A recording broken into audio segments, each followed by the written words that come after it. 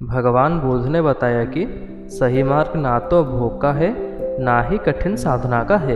एक बार गौतम बुद्ध ने देखा कि सामने से भेड़ बकरियों का एक झुंड निकल रहा है। चरवाहा इस झुंड को कठिनता से घेर रहा था। बुद्ध ने कहा, अरे क्या कठिनाई है? चरवाहे ने कहा, भगवान मेरे इस झुंड में एक लंगड़ा मेमना है, वह अन्य पशुओं के साथ कठिनाई से आगे बढ़ रहा है। बुद्ध ने प्रेम पूर्वक पूछा, इस भरी दोपहरी में इन भेड़ बकरियों को घेर कर तुम कहाँ ले जा रहे हो?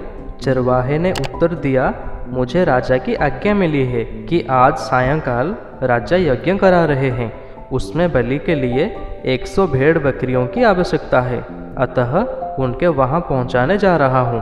बुद्ध ने कहा, चलो मैं भी तुम्हारे साथ चलता हूं। उन्होंने लंगड़े मेमने को कंधे पर बिठा लिया और दोनों साथ साथ चल पड़े। जब वे नगर में घुसे तो लोगों ने देखा कि गौतम बुद्ध अपने कंधे पर एक मेमने को रखकर चल रहे हैं।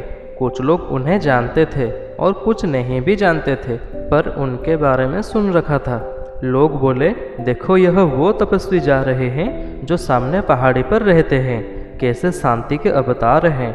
वे दोनों यज्ञ स्थल पर पहुँचे।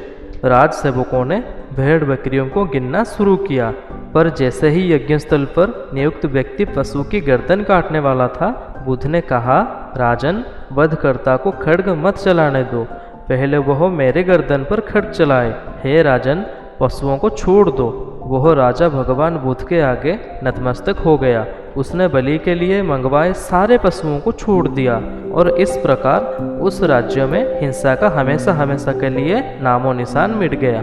और एक दिन भगवान गौतम बुद्ध के जीवन में एक घटना हुई। वे चचेरे भाई देवदत्त के साथ बगीचे में घूम रहे थे। उन्हें एक हंस उड़ता हुआ दिखा। तभी देवदत्त ने अपने एक बाण से निशाना साधा और हंस लहूलुहान हो जमीन पर आ गिरा।